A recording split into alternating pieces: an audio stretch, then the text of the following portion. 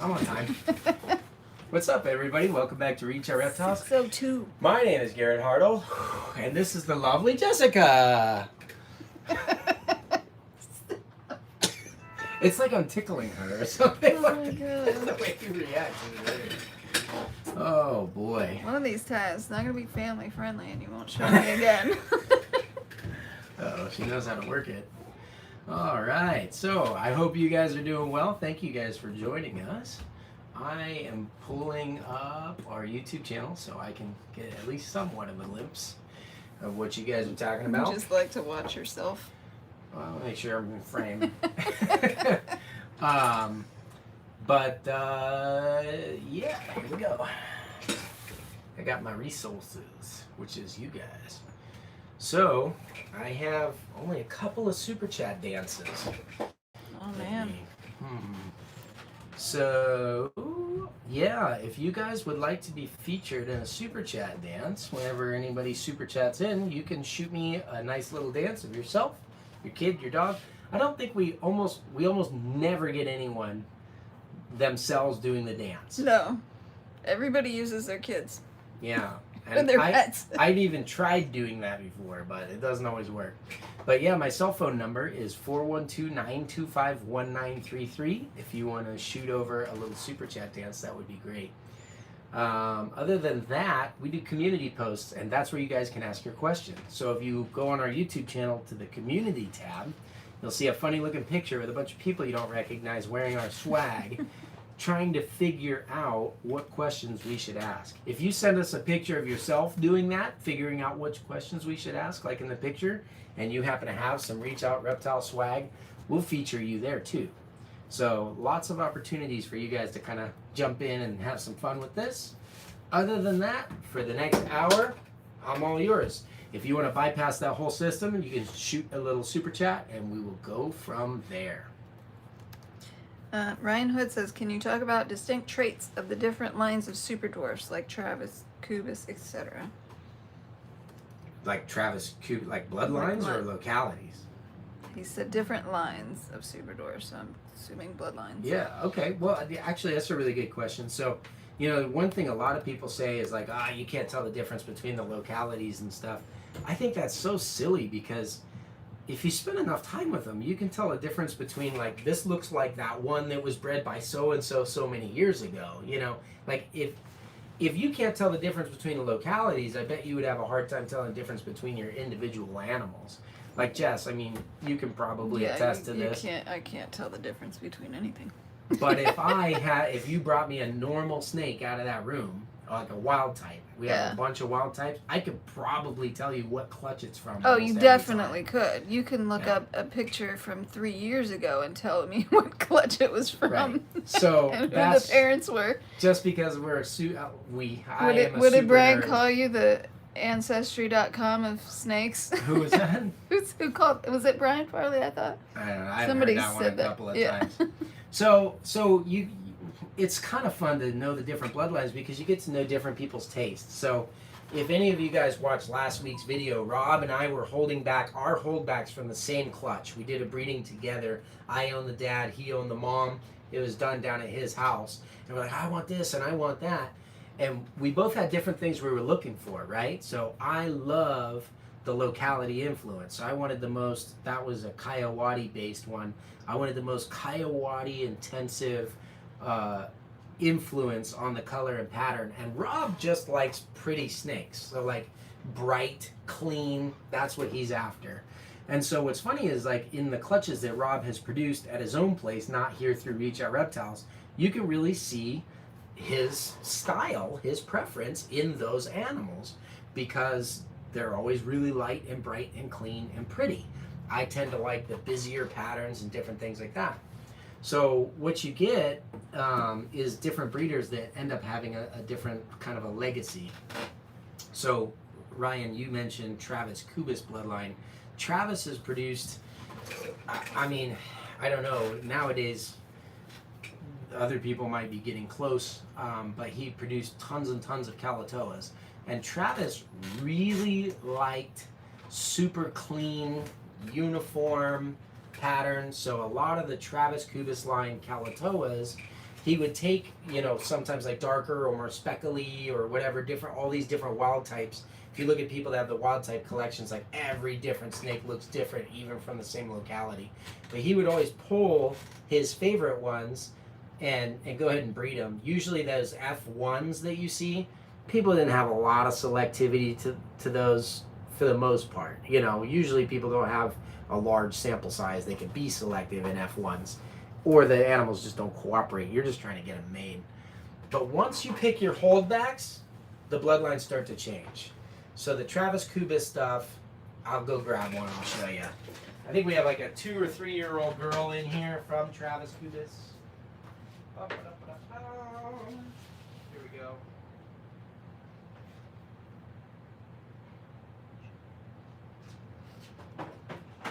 This is one of our first. You want to tell them why I couldn't take them with you?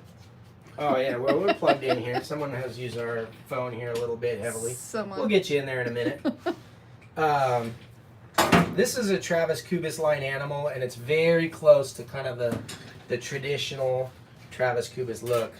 Jess, I don't know, maybe can you help me? Yeah, go top down on this thing. So you can sort of see if she'll stop. This is Midge. You guys named her, actually. Maybe we'll do some of that today. Kalatoas often have this black dorsal stripe, but Travis liked these really uniform saddles. I don't know if you guys noticed the line thickness, like the black lines on these are like one single scale wide. Like, look at this one. If he could get the whole snake to look like that, he would. You see what I'm talking about?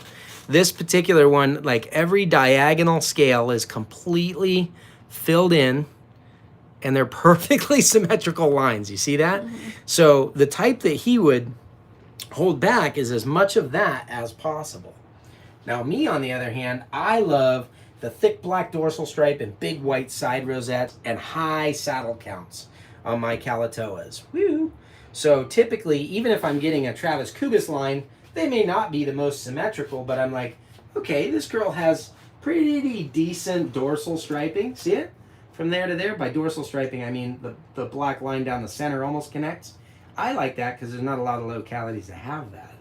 But that's something that I love working towards with Kalatoas. Eric Lee likes that, and he's hatched some of the nicest dorsal striped animals I've seen from some of his Partho clutches. Partho doubles up all the traits that he likes. If you have parthenogenesis in a bloodline you love, then oh my gosh, they get crazy fast. So Jason Reed had very different tastes than Travis Kubis. He didn't do a whole lot of pures, but everyone used to joke around about Retics. You know, they always had a look to them. And it could be like, he did a lot of anthrax stuff. He did blondes. He did, and those were mainlands. But then he did also a lot of like platinum and Motley super dwarves. And his animals always had super chaotic, just blasted out pattern to where it was reduced to the point of like everything he had looked like a marble, even if it wasn't a marble. They were just all speckled out. And so that was kind of his trait and bloodline on his stuff. So I don't know, you know, really just like you start following people, you start to see them geek out about stuff, and then you can kind of appreciate it. Like, how many of you guys hit like on the video right now? What do we have? I'm showing 15 likes. I haven't refreshed it. But go ahead and hit like if you liked that crazy perfect V that was right here on this Travis Kubis line female. Like if you could have a snake that was like V, V, V, V, V all the way down. Elijah needs your help. He's way up high in the tree and he's scared to climb down. Family time. Wait, I don't have any more questions. Somebody super chat. I just lost Jessica. Oh, let's see who's in here. I gotta skip my ads. Oh, we're up to 24 likes, so some of you guys like it. What's up, everybody? I see Zach Nava's in here. Summer is in here. We got Tehran is here. Danny Noss, how's it going, man? Travis likes his TK girl. Yeah, the TK stuff is great. Chip Indo, the heck, dude? I didn't even know you've been around here. Let's see, James Mitchell. Let's see, Reed and James Mitchell. Those were his animals, not just Jason Reed's. Trying to give credit where it's due. Yeah, absolutely. James Mitchell was, we used to call him Jampless. Does anyone still do that, Chip? I don't know. Oh, Jampless James. But they worked together. They had that nice collection. James Mitchell's stuff was some of the higher percentage super dwarves that Reed would sell on his table, and those guys would work together. So, yeah, always good to give credit where credit is due. But we try to do that. If you guys check out our new breeding page, you can see like descriptions of all the different breedings that we do. And we try to do that as much as possible. You know, I can't just sit here and if I want to show you, hey, this is my 3-year-old Kalatoa girl, I can't really go back 8 generations and tell you everybody that touched their hands on it or whatever. But, you know, I mean, there's a lot of people who have done a lot to get the stuff into the industry. So, Crisis averted. Crisis averted. Did you get him out of the tree? Yeah. Didn't have to call the fireman? It was stuck. Elijah was stuck up there. Huh? Okay. Anna Cudlin said, if you could keep a snake in its wild range, would you? And would you move there? You're giving me a weird look. You don't understand this question? Well, I'm not sure. If I could keep a snake in its wild range. I don't know what that means. Well, I think like a lot of times, like I used to live in Indonesia actually, and not anywhere on these islands. Think about Indonesia; it's a huge, diverse country. So you have like islands that are like desert, and then other ones that are like tropical rainforest, and everything in between. You've got mountains and like seascapes and all kinds of stuff. But the cool thing about people who do keep animals within their natural range is that those animals are generally hardier. Like one thing I always recommend, people are like, well, what's a good first snake? I always say, you know, so many people say ball python because of its availability, but a ball python is still an exotic snake. You know, you have to match temperature, humidity, husbandry, stuff like that. Things that are native to North America are generally much easier for people in North America to keep. So, Do you speak Indonesian, Manny asked. Sedikit bisa, sedikit saja, just a little bit. I only lived there for a year, but but yeah. So I mean, absolutely, I did live in Indonesia. I kept animals while I was there. It was awesome. It was so easy. Like it's kind of funny when I see pictures of like people try really hard to breed croc monitors in the U.S. In Indonesia, someone will have like a big chicken wire cage with like croc monitors hatching everywhere, and it's awesome. You know, so yeah, I would definitely take advantage of that. Would I move to a small island like Kalatoa? That's harder. I considered moving to Komodo. I've been to that island about 7 times and, you know, really got to know a lot of the villagers and stuff, but it's a very, very limited life when you live on a place that small. So I don't know. I think it'd be a great place to get away. Maybe even like if you were young and wanted to go live somewhere for 5 years and really get to know it inside out, I think that'd be pretty cool. But yeah, I don't know. I would absolutely love to visit there. I'd like to make some connections and relationships with the locals and that kind of stuff. Maybe I believe they speak Bugis on that island. Could be wrong about that, but try to learn a little bit of the language and do that kind of stuff. It's been in the plans. COVID actually pushed a lot of that back. So it's kind of on the back burner now. But heck yeah, I would do it. Amy B asked, what is your estimate number of snake training sessions do the babies need to become more handleable and less defensive? 1000% dependent on the animal. Some animals are just like naturally don't care very much. You hear us talk about the Karompas that way. They come out and they're like, I'm fine, you know. And then other animals act, you know, just act differently. There are certain clutches, you've seen this, Jess, where like one clutch will be really snappy right out of the gate. Yeah. Aiden will be trying to take their first picture of them like after they shed. He's like, I got bit 27 times with this clutch. You know. Chris Gear, super chat. What's up? I got one right here. Speaking of snappy, how's my girl, Chris? Yeah, right. What was her name? Misunderstood, Yeah. you called her? Hold on, Chris. We'll get to you in a second, but I gotta find my super chat here. All right. Here we go.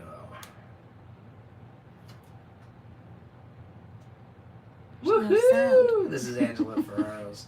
Aw, I think she's saying super chat. Where is my sound? you don't have any sound. Yeah, it doesn't even give me the option. Super chat. So cute. Miss Ferraro. Thank you for the super chat. The cow is not doing great. we're working with her. I don't know how many, like you guys know, we got our cow female over here. Had some, I don't know, she just had some issues. She kind of like dislocated a couple of ribs, it looks like. Yeah, poor girl. I don't know if you guys can really, how much you can really tell. Some of these kinks are because she's laying that way. Some of these little kinks, like right here, she had dislocated a rib, and it seems to be back in now, but I don't know. Bright-eyed, happy, beautiful. And she's an amazing animal, but yeah, she's been going through it lately. Poor girl. I don't know how much we've talked about her lately on this channel because of that. She's been, going through some stuff. Yeah. So, I don't know. Not great, Chris. Thanks for asking, bringing up a painful subject. That's, Every week. awesome. Yeah. Yeah, she's doing all right. She's not where I want her to be. Yeah. So, we've talked about that with Patreon. For those of you guys that aren't familiar, you can go on patreon.com, look up Reach Out Reptiles. We do a lot of behind-the-scenes stuff. So, yeah. Ryan Ood asked, could you do an update on your incubator setups? Yeah, I mean, we could, yeah. You want us to do another video? One of the things, Rob and I are currently in the talks about, what to do if we move to a new place, how we do that. Currently, if you want to see what's going on in the incubators, there's we're down to one cooler incubator and that's it. So we did hatch the one in the Freedom Breeder incubator, and that might be what you're talking about. That worked fairly well. We had some glitches and things that we had to figure out along the way, but I think we do have it to where it would incubate eggs great now, which I think is kind of a Super chat. cool experiment and an option. So, yeah, I don't know what there. It also was not as wonderful as I thought, because I'm like, man, what could be cooler than just being right in the snake rack? But we had to take so many steps to overcome all the difficulties with it that it started to not be, I don't know, like, it was a good option. I still think it's better than like the wine cooler type fridge option that a lot of people use. It's not as good as our cooler incubators. It solves one problem they don't have, or that they have, which is when you stack them up real big, you got to take everything out to get to the eggs on the bottom. But it created other issues, so we'll keep improving. We'll figure it out one of these days. Super chat. Super chat. Oh no, hold on, let me check. Shake it, maybe something will show up. Somebody will text me a super chat dance if I shake my phone. All right, let's super chat. What's up? Okay, so who is this? Ann Fractals. Alan Rojas. You're learning. You got your name on there now. I know. The names on the So tabs. many people have these usernames. We don't know who you are. We're learning some of them though. Says he wants to see the het snow. That's Is this a all het right. snow? Is this from Clutch 16? Is this the tiger? Yeah. He has the other one. I mean, I know this is a tiger. Right. Clutch 16 het snow? It doesn't say het snow. Is it clutch? Clutch 11. This is not the het snow? That's the same. I told you I knew which clutch was which. Only Clutch 16 tiger would be a het snow, and I didn't think you got one of those. This is Clutch 11. This is a posset snow tiger. That's probably what it meant, because the other one he has is the wild type. Is the wild type from the Clutch 1? Yeah. Those are het snows. We'll get you that one. We don't want to see the tiger. Why? Everybody thumbs down if you hate this tiger. Don't you dare. She said, don't you dare. Oh, man. We got Redneck Trailer Trash was asking some questions and folks answering for him on there. Right. Comparing, I think, retics to boas and stuff like that. They're similar. They're a little different. If you can handle a red-tailed boa, that's exotic enough and around the same size. Probably handle one of these. This is the double het snow. So, crazy pattern on that thing. This one looks super het anteric. Just look at this. Look how the oranges are almost like clear looking. You see it? Yeah. Isn't that cool? Like half shade clear. I love annery stuff. Even on hets, it looks cool. Yeah. All right. We did Amy's, right? Copycat says, what is the mainland locality called? Just mainland? Are there any other localities besides Kayuadi, Jampea, Madu, Kalatoa, Tombolongan, etc.? Yeah, so the dwarf localities are all one island chain. They're scientifically set aside. That's Selayer, Jampea, Tombolongan, Kayuadi, and then we have Karompa, Kalatoa, Madu.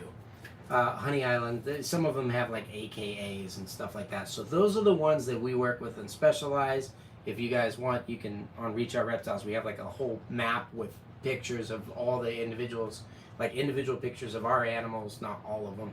But they're on a poster there with relative sizes and where they live and some different information. So if you guys are into locality retics, that's a pretty cool collectible, don't you think? The poster? Oh yeah, definitely. Yeah, everybody really likes that one. There's not really anything out like that. So you can buy it. I think they're on sale right now still, aren't they? Mm-hmm. Yeah. Yeah, we never took them off.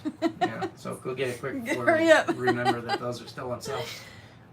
What else is on our website? We've had a few comments a little bit ago about our breeding page.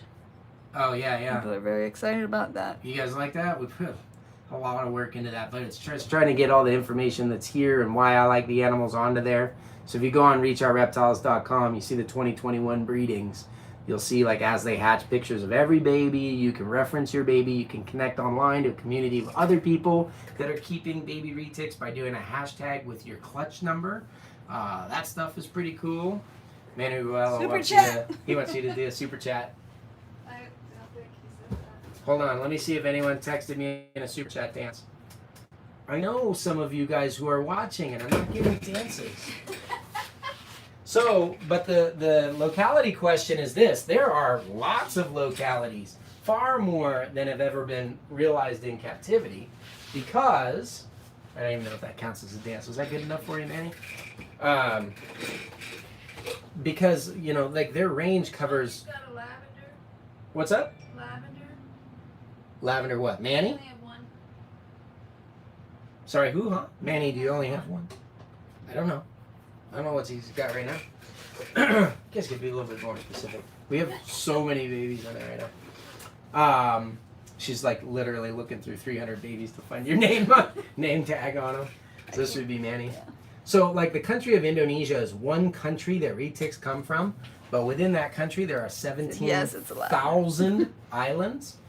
And within those islands, like the island of Sulawesi, for example, the different micro-localities, the Sulawesis that come from the southwest look different from the north central and stuff like that.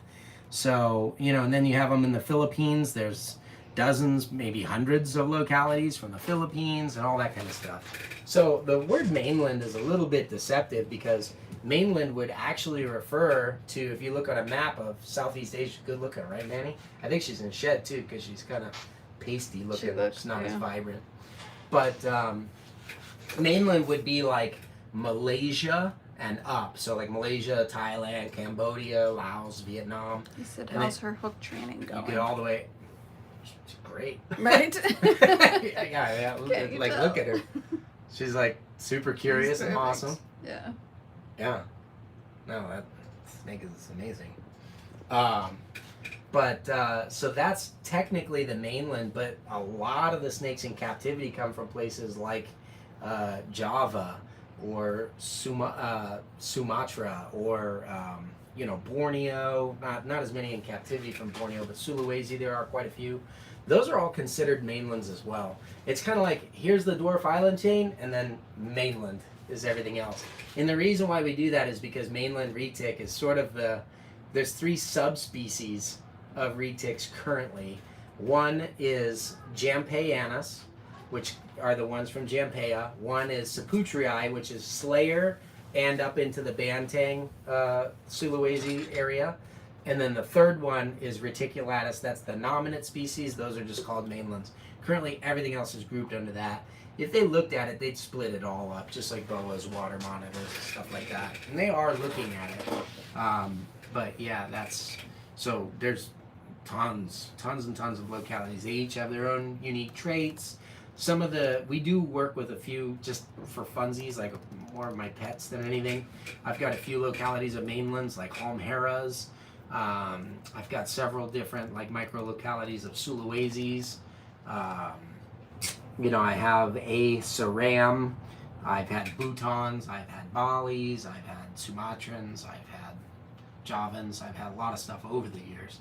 But yeah, so there's quite a few. They're all a little bit different. You know, different attributes and stuff like that. Just the same way that the 7 different localities that we chose to specialize in, the 7 that are like scientifically recognized as smaller growth potential, established in captivity, and I think are the ones that are going to make the best pets, which is going to save a lot of keepers and a lot of animals long term. So that's kind of my responsibility contribution. It's not that I don't love the other localities. They're awesome. I also love African elephants and gray whales. Aren't gray whales cool? But I can't have one. Now, if I could get a gray whale the size of my cell phone, I would have a pod of them. That would be so cool. Yeah, you just take it out. Hi. Get a little, like the bath like they give them when they put them on trailers and stuff. Wouldn't that be cool? So that's what I'm trying to make. We're basically bonsaiing the Retics down as much as we can while still providing a bunch of locality diversity. That's kind of what we do here. Ryan Hood asks, since starting ROR, what are some tips for balancing work and family time? Ryan, he does not.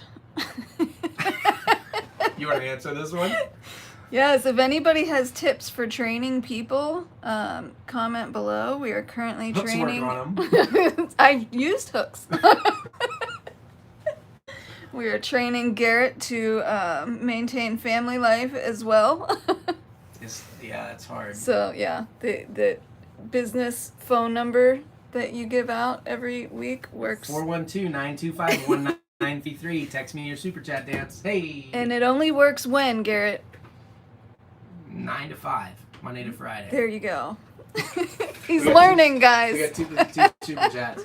Oh yeah, I got a movie. He can't help you with your turtles Kenzie in the middle of Marsack Christmas dinner. This one's for you, Gina. Dance.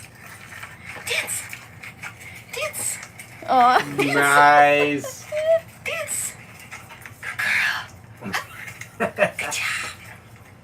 Those of you guys that don't know Kenzie, I still want to come out. So Kenzie's a friend of mine for a few years now, and get this, she has mostly mainland retics. She does have a couple of super dwarfs from us, but she lives in a tiny home in San Diego with mainland retics. Enough said. Like, that's totally worth a video, right? If you guys are just joining us and you haven't already, give me a like on the video if you want to see that one. That would be great. Oh no, 2. Kenzie, do you have 2 dogs? Let's see. Oh man. All right, let's do it. Who's the second one? Oh, they want to see the goat babies. Pick that first male. I think he's all shed out. Do you know where they're at? It's they're labeled super dwarfs. Yeah, SD Sulawesi. They're on the other side. Very first male. Baby Karompa cross. Zach says, "Oh, nice." Hold on, yes. Look at this. This is really fancy footwork. You guys just can't see it. Oh yeah, look at that. I should put tap dance shoes on. Ha! That one's for you. Zach Bell wants to see his Karompa cross. Those are pretty cool. They're really changing a lot as they've had a couple of sheds.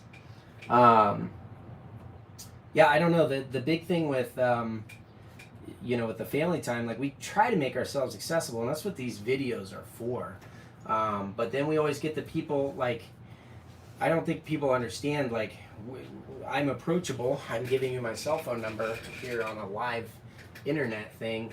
So Look at the hardest thing is saying no to customers so that I can say yes to my family. These things are so tiny. These ones are tiny? Yeah. This is goat line, guys. So you're asking about mainland localities. We love some of them. I want to super dwarf a couple of them down, which is a little bit of a silly project, but this is the first ones I know of that were done. So we took a pure super dwarf female that weighs about, I think it was like 1,700 grams after she laid. But we bred her to a Sulawesi male. And look at that thick, wide head. I don't know if you guys can see, but this guy's going to be crazy yellow head. That doesn't develop till they're about 2 years old. But look how different he looks. And then the really thick, bold blacks. And then this animal here is 87.5% dwarf and super dwarf. So hold them together. Look at the difference. So this is 3 generations of mostly all super dwarf stuff going together. The last generation was to a pure Karompa, and that sucker's just as small. So good selective breeding is good selective breeding. But check this one out. So that looks like a Sula, but is small. And then this, I think we're all sold out of these normals. But this is 50% Karompa, 25% Kalatoa, and 12.5% Selayer. So it's got a little bit of a combination, and we've been, I mean, it's been small size for generations now, but we've just been putting the different traits together. Here's some things I love about this one. Look at those rosettes are like busted up with dark color inside of the light. Isn't that neat? It's got a super Karompa looking neck where it's very chaotic, but there's like little reminiscent donuts on there. I love that. Goofy side rosettes, and then the Karompa tails always win. Look at those jagged. These jagged patterns. That's very cool. I like these. I have a couple of these left in marble that are available if you want. Like, those are, I think, the highest percentage like dwarf, super dwarf marbles ever made, 87.5. So 50 of it is Karompa. So pretty cool. That's actually all of our questions. So. Oh my goodness. We're gonna have to rely on the comments, guys. Hold on. We got goat babies. We got, okay, yeah, we're good. All right, let me throw, I got Lori Tarini in here. What's up? Works the same as training animals. Operant conditions works on all species. Lori's suggesting that you train me. Lori, the problem with your training theories. I think, Lori, you should train him. We'll set you up with a weekly session. You're not patient enough. I'm not patient enough. Lori, save me. No, I said Lori. Yeah, Lori's not patient enough. I don't know. So Lori Tarini, if you guys jump over to her channel, has some really cool animal behavior studies, and she has one of our super dwarves over there that she uses, and it's pretty cool how smart they are. I loved your tap training, or not your target training with the false water cobra video too. That was really cool. But yeah, you always are like rewarding behaviors that you want to see in the animals, and then encouraging them, you know, kind of like doing things at their own pace. My pace is always either way too fast or way too slow for people, depending on what you're trying to get me to do. So. You eat weird food too. I can't even like bribe you with treats. Here's a treat. Here's a tomato. Are tomatoes weird now? I'm pretty sure that's like the first you just plant don't in everyone's like garden. Any good food. Tomatoes. You can bribe other people with like cookies and stuff. Oh yeah, I'm not into the cookies. Exactly. No. Exactly. You We just had a defended viewer- the tomato. We had a viewer. I said it here on the live. You guys might remember this. I was like, "Oh man, it's like a bucket list item. I wanna go hang out with like a native tribe up in Alaska and go fishing for salmon and smoke it." And we had a viewer that's like, "I'm Inuit. I just I did this and you know actually sent us salmon." We had a couple of people send us smoked salmon. I don't know if the one was from Alaska or not, but that was great. So yeah, we've got pretty cool. I always say I'm vegan, but it's not really that. It's more like self-sustained stuff. So we eat the good stuff. Oh man, let's see. Lori says she's patient. She could use non-reinforcers of some kind. She's been threatening shock. Didn't you just say last week? Yes, you want to shock her? collar? Yeah, Lori, should she shock me? She wants a shock collar. That's Jess's answer. Lori Johnson asked if she could see one of her, so I brought her two. Oh, well, she's This got is the 3. tiger. She's got 3. Right. This is your yearling Super Dwarf Platy Motley. Look at this one's got a birthmark that was a small thing and it's like taking Super over cute. the snake. Yeah. Look at this cool black smudge. This guy's getting so silver. We need to hurry up and just ship these to you. These are awesome. You're gonna missing keep it. them. The blue and the green. Yeah, no kidding. And then the tiger. Which clutch was this from? I have to go look. Oh man, that thing looks great. There's 2 possible clutches that this was from. Clutch 6? That's a clutch 6 animal? Yeah. Yeah, that thing is awesome. These things flew out the door. This is a 68.75% Kalatoa tiger female. So see how the traits of the Kalatoa blend into the morphs? Can you guys see that black dorsal stripe I was showing you before? Look how solid it is on this. So you can really see kind of like my preference in the animals, because I love those black dorsal stripes. And this is a tiger, so it's a morph, but big, wide, open white side rosettes that I love, and that black dorsal stripe make for a pretty cool little tiger.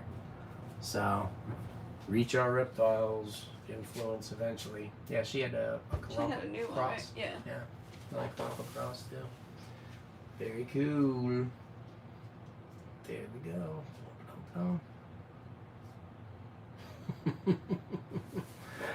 Bob Evans. I didn't know that you were Lori's husband. That's hilarious.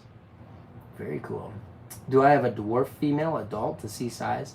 Yeah, that's kind of like a loaded question, though. I mean, I can show them to you, but they're all sizes.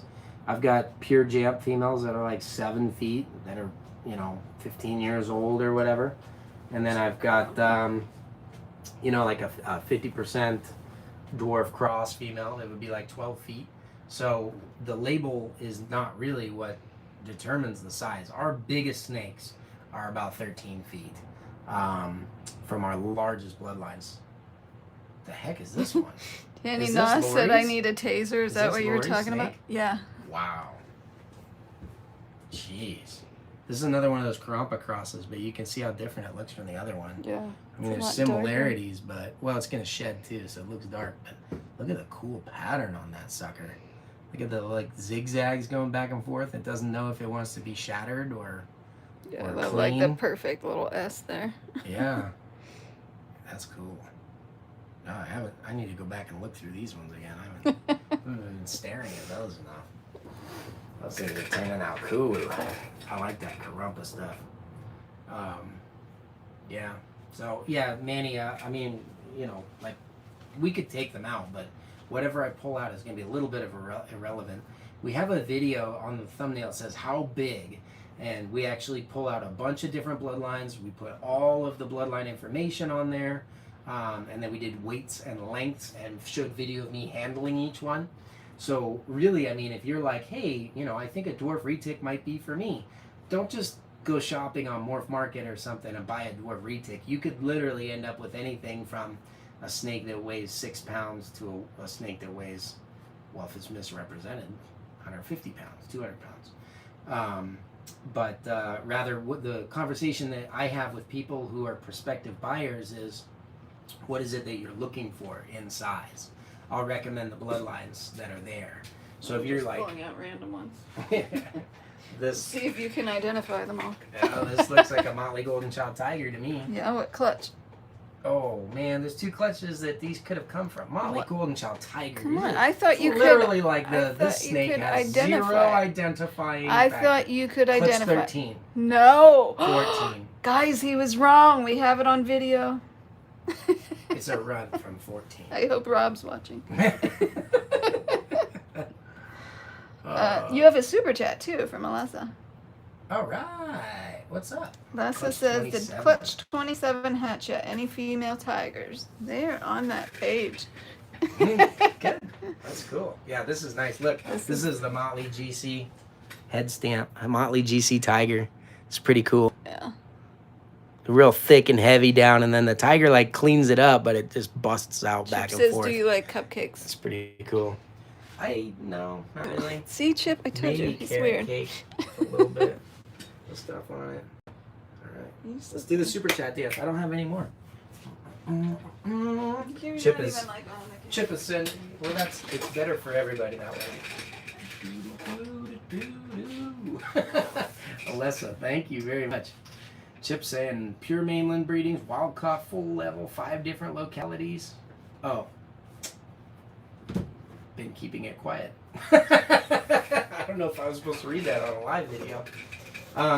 Yeah, I'll tell you what though, just kind of side note about the mainland localities and stuff. People are finally starting to appreciate them for what they are. Most of the mainland stuff we have was imported as morphs, and then they were bred to whatever random animals that people happen to have. So it was like within the first generation, everything was a cross, almost every single time. Very few people imported specific localities and then maintained them as that. In fact, some of the localities we have, like certain bloodlines of Philippines, for example, came in as tribals, which are incomplete dominant. So now we have pure Philippines lines in the U.S. that actually came from a morph. Whose is this? Nobody's. That one's available. Oh, man. Well, what is it? What is it? It's a platy tiger. Son? Motley. Oh, yeah. No, is that? But that's not a. It's not a. That's from Clutch 13. Oh, this is from Clutch 13? Mm-hmm. Jeez.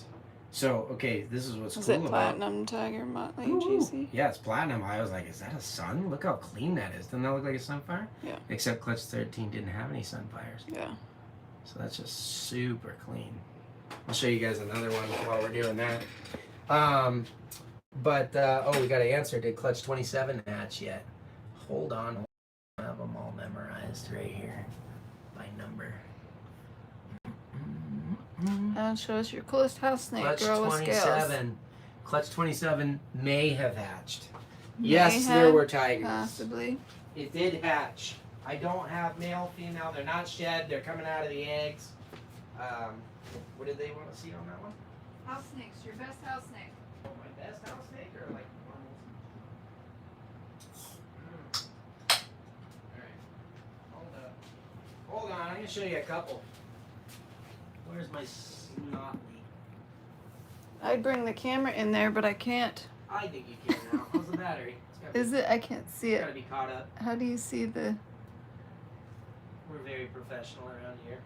Totally. I guess I'll just unplug it and see what happens. That's alright. You have another super chat. Super chat! Why Woohoo! can't I unplug it? There we go. Try not to wiggle the What? snake. We're shaking snakes I was now. trying not to. Look at this. This is a lavender snow motley. I like I don't think I lavenders. saw that one. Isn't it That cool? one's cool. That's very cool. Lav snow motley. Where was this hiding? Hiding.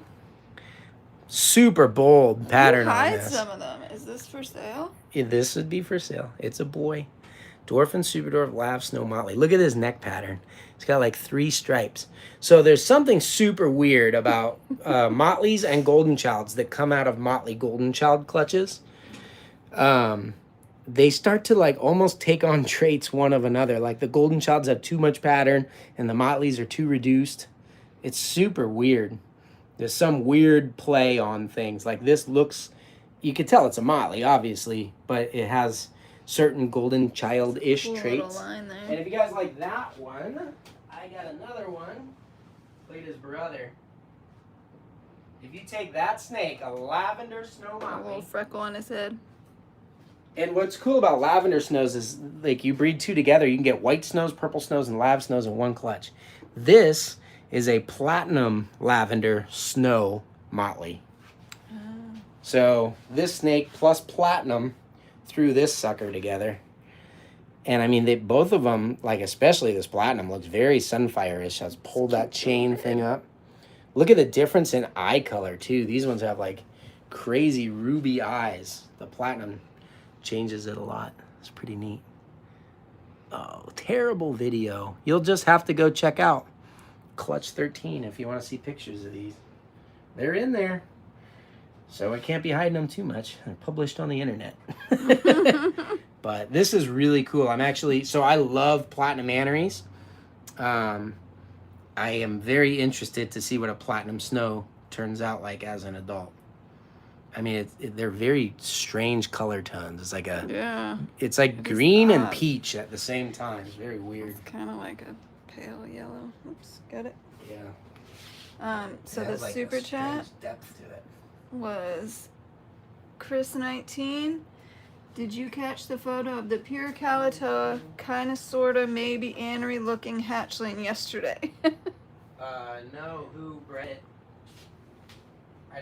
I did not. I will say there's a lot of kind of sort of maybe sort of anery stuff that's hatched. And if you don't prove them out, like, just be really, really careful if you buy a pure anything and they're saying it's anery.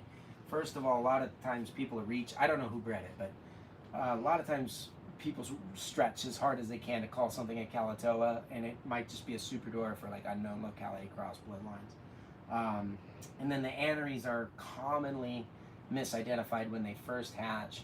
Like if you go look, some of the most anery looking ones, we have clutch 4, our Madu stuff. I was like, dude, we got aneries. And then after a couple of sheds, it kind of faded. So we know there are anery in that bloodline. Those are most likely head anery animals. It almost works like a codominant trait. She said, can I still see the 27 babies? 27 babies. Clutch 27. Yeah, well, I don't have them to show you yet. They're all like pipped. Nothing going on. Not yet. Yeah, not yet. Ask us next week, Alyssa. Yeah, maybe next week. I can show you pictures of a couple that are just poking out. Hold on. What color are the eyes on those? Lori was asking. On the snows? Yeah, the ones you just had, I think. The Lav Platinum Motley snow are like rubies, like, you know, bright, brilliant, crazy red. The other snow is like a gold, like a platinum gold. You know, not platinum retic, but like platinum gold color. Pretty crazy. Let's Chris see. said Samson Pruitt bred it. No one is saying for sure, but one hatchling came out super light. That is very cool. We'll see what happens. Yeah, I don't know. I mean, theoretically, it can happen. Samson hatched some Kayuadi stuff that looked anery a couple of years back. But yeah, I mean, some people are selling super dwarf aneries and things like that. And I know so many people that have been burned. This is really the reason why I say that. Because people think they have an anery or they look at an adult. Like you mentioned Duesenberg. Mm-hmm. Doesn't he look like an anery? Yeah. And so people have taken For adult sure. super dwarves that they're like, this is an anery. And then they breed it to a morph. Like, let's say it's an albino. And they go, these are double head snows. And the anery side never proves out. And people invest like generations Have you shown into that them. Snake on here? Duesenberg? Yeah. The Duesenberg. Not yet. We'll wait till after the unboxing. When is that coming out? So the clutch that you guys are asking about is white diamond line. Some of you guys remember those like epic white diamond line tigers, super dwarf tigers. My buddy Scott Bolter ended up with probably the nicest male from the clutch, and he bred it to one of my favorite females. If you guys scroll way back on the channel, we made a video where we were boxing a bunch of stuff up to send to Scott Bolter, and there was a 75% super dwarf tiger female adult breeder that I sent out his way, and so he just hatched these at his place, which is why I can't show them to you. They're pipped, they're not here, but oh my goodness, they turned out very cool. So here's a sneak peek of these. So these are 62.5% super dwarf, and what it was a tiger het snow to a tiger het albino. The tiger het snow was white one. diamond line. Just a single solid black line. Yeah, this one right here. Yeah. Crazy. And then some of the yeah, I don't know. They look like white diamond line is not a morph, it's not a trait. It's just a selectively bred bloodline. Super chat. See how wide the rosettes are on that? That's a super tiger, so it's super wide, but it almost evenly spaced the animals throughout. That's pretty cool. What genes and retics? All right, let's see. That. Summer is gonna ask us what genes and retics are allelic with others. That's a hard one. Hold on, Summer. Here's your super chat dance. No, that didn't work. Hold on. Ready? I can't see the feet if you're doing something Done. with the Ta-da! That was it, right? Oh, Summer's gonna come out in July and teach us all how to super chat dance. We need some help. She's an feet. instructor. She's gonna teach you. In another life. Mostly you. You'll be doing the super chat dance. She's gonna teach me how to instruct. Well, Lori's gonna teach you how to train me first. What genes are allelic with others? Oh gosh. Okay, well there's a bunch of allelic genes in the albino complex. So what's commonly referred to as the Clark strain. What's funny is one of the first albino retics has caused confusion for years. The first imported albino retic was actually an allelic combination between a white phase albino and a purple phase albino. It was a lavender. So when it made hets, it made het whites and het purples. And everyone just called them het albinos, and when they threw them together, they were getting whites, lavs, purples all over the place. I remember a lot of people used to theorize that it was temperature that would change it and all this kind of stuff, and because no one knew like if they had a het white or a het purple, it just seemed pretty random. And then I remember somebody, it was like Haze Retics or something. Remember the purple haze? Does anyone remember that? They named their own bloodline. They used to charge tons of money because they renamed their purples. They had purples that they noticed when you breed a purple to a purple, they got a whole clutch of purples. And that was the albino phase everyone wanted back then. And so they were saying that, you know, they charged 7 or 8 times as much because they bred their purple to purple and get all purples. Well, all of them do that. But we just didn't know that at the time. And they were saying that they had their own line of albino. They renamed it like it's not Clark's strain and that it makes only purples. And they ripped a bunch of people off. But anyway, so you got white phase and purple Super phase. chat. Hold on. Super And chat. then within that allele, you have caramel, or sometimes people call it Indo-caramel. When you breed the caramel to the albino, the resulting date is called an orange glow. Then there's mocha, and when you breed mocha to albino, you get a mochino. That's one of the ones that we work with. There is Fulsham caramel. It's another kind of like a T-Boz type albino that's over in Europe that they'll breed into there. Am I missing any from that complex? I don't think so. And then we know that amelanistic, which are like the really bright white ones with the red eyes, that is allelic to blonde, which is not surprising because the blondes are the darkest form of albino, but they hatch out, I guess except for mocha, but they hatch out light like an amel. So those are allelic. When you breed them together, they call those the mutts or the crosses, they call rhapsodies. The cow is a result of phantom and orange ghost stripe. There is, what other allelic traits are there? Oh, there's also another morph in that locale called the Bacan, and that makes a Bacan Emeraldo, if you haven't seen those. So Blue Eye Lucy, cow, orange ghost stripe, and Bacan Emeraldo. Those are all allelic combos. That's all I can think of off the top of my head. And there's probably a lot more that we don't know about yet. Super chat. How are the Karompa babies doing? Which ones? They look great. You want to see an anery? All of them. Remember how I said you should never call anything anery until you prove it out? Here's the one I call anery without proving it out. You know, for hypocrisy. James. BB. Yeah, little light. You can't really see it. This is an anery Karompa. Gotta give it some love. I'll show you why it's anery. You guys watch James over here. I'll bring another one. Don't go nowhere, James.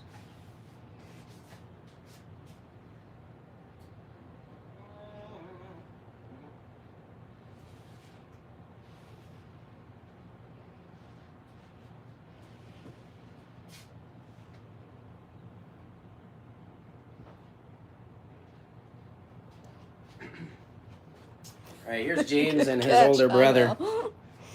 What's up? She said good catch because he was trying to escape. Oh, he tried to jump off.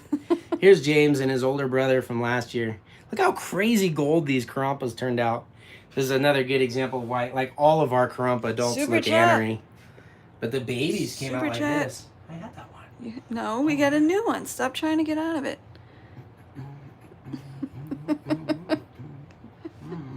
Spencer Vance, Clutch 31. You guys are getting updates on clutches that are still just incubating. Because you put them on the website. Oh, I can't. You know what? I just spent like a week and a half updating all the ones that are on there, and you're like, it's not enough. Never enough. It makes me want to balance my work-life balance and not update you guys at all. I'm just playing. But seriously, boy, you give guys an inch and they want to run all over. Like, oh my God, I can't wait to read everything else that you could put up there. You're just going to have to wait. Clutch 31. 31. Where are you going, mister? Oh no, they're still coming. They're just cooking. That's all. They look good. That's going to be Motley Snows as well. So Motley Tiger Snow. Possibly Motley Sun Tiger Snow. Aren't these cute? Look how cute these are. So I'm very excited to see James grow. Some of it you can see like the clearishness where he should have that yellow. Clearishness? Clearishness. Is that an official term? Clearousness is what anery does. So, yeah, we need to prove this out, but it is pretty cool to have it. So, and there's not really any Karompa crosses, so we can't prove these bloodlines. We know, obviously, that his parents are hets. I would never breed his mom to anything else because they're too rare. And then it was funny with the marble Karompas, the mom was a pus het anery that other people told me she'd proved out when we made some platy marble stuff.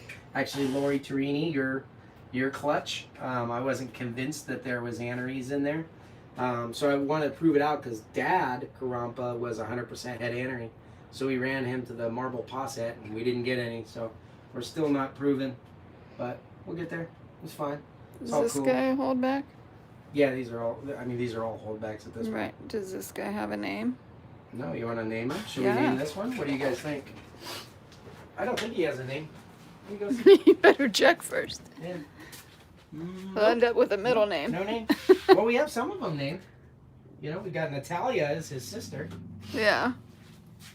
So this is Natalia's brother. The male Karompa. This is the very first captive bred Karompa in the U.S. Look at that crazy Karompa tail. I don't know about you guys. I had the Kalatoa out earlier. A lot of people say you can't tell the difference. What do you think? Holy smokes, is this different? It's crazy different. So this is him. It's super golden. I don't know. Yeah. I was very, Really very bright. surprised because the adults don't look like that at all. So the adult Karompas are bluish. We have no silver. names yet. What do you guys got? Oh, this is how it works, guys. If you want to name our first ever captive bred Karompa, drop a name in the comments, and whichever one we randomly like, we will pick and name him. Bruno, Mojito. Mojito. I like Mojito. That's cute. What do you think? What do you guys think? Titan. Somebody says that every time, I think. Titan? Is it you, Spencer? Warlock, Alpha. I want to see some tape. Saffron. Saffron. Come on, guys. Karompa. It's got to be Karompa worthy. This is going to be like Elijah and undecisiveness because you're going to say it's not special enough for a Karompa. It's not special enough. He who shall not be named. Aloysius. I can't even spell it. Bart. Amarillo for a really yellow one. We should name one of our Carl. Motley Golden Child's Bart so we can call it Black Bart. Kumbaya. Nathaniel. Kevin Bacon. Siebel. Primitivo says jumping jacks don't qualify as a dance. That was not a jumping jack. Rufio. Champa. Rufio. Champa. Yeah, that's exactly what I thought. He's like non-Champa. Yeah, you guys can see our scribbles. Look at us trying to Shylock. figure out aneries. Colonel Mustard. Colonel Mustard. I think that one's come up a couple times too. I kind of like it. Sherlock. Sunshine. Kevin Snakin. I'm not. Kevin Bacon, Kevin Snakin. Carlito. I don't know. What's your favorite one so far? Big Bird. Prince. Big Bird. I'm not going to say because you're going to be whiny if you don't get one you like. It's the first Karompa. It is the first Karompa. What do you like? Kevin Bacon and Snakin makes it even funnier. I think, like for Kevin other people, is Snakin. it? I like Bruce, the idea of Otis, referring to him Geraldo, Bolt, as Kevin Snakin forever. Cheddar, in front of Garrett. people. Yeah, You Cheddar's like good. Kevin I like Snakin, don't Big you? Bird is pretty good. Kevin Snakin, I think, might be it.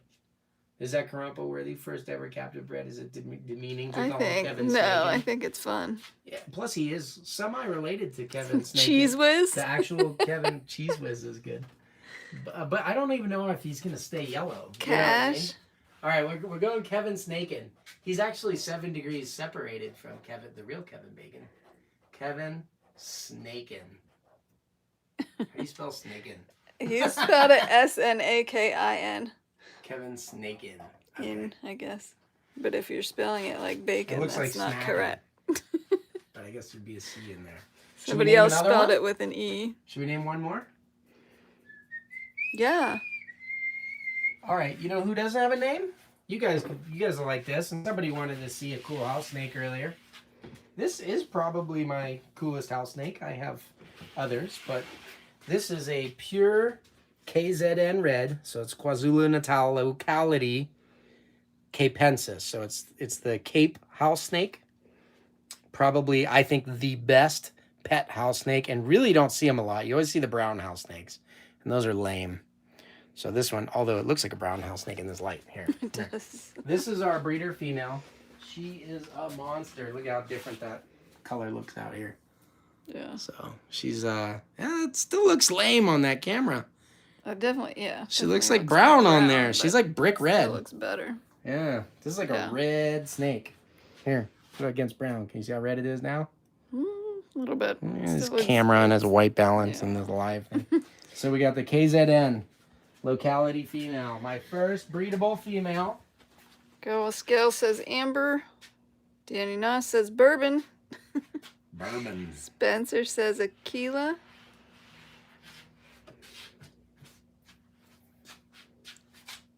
I like bourbon, got- but I think I I'm like gonna name the dad bourbon.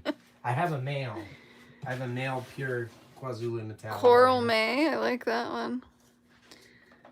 Keep going. This one's gonna be Raksha. bourbon now. Ruby. Jolene. Here's adult male. This is so much smaller. It's so cute. You can can't see the get the redness shadow. better there. Yeah, even though it's better. So that's So bourbon. that's bourbon. Bourbon just seemed like more of a guy's name. Bourbon. Keep going. What do we got for Mama over there? I read those. You didn't like those ones? Jolene, Ruby.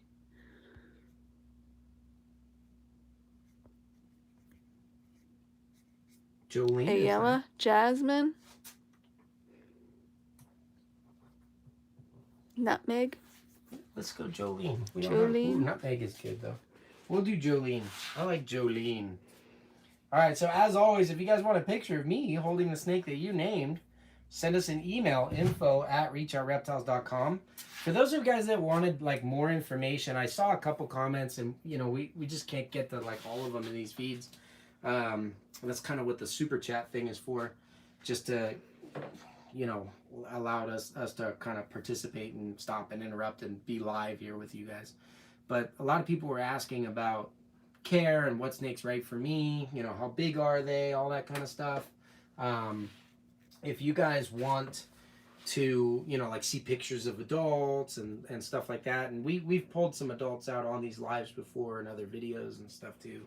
But if you guys want to know more about what the right snake for you would be, shoot us an email there, info@reachoutreptiles.com.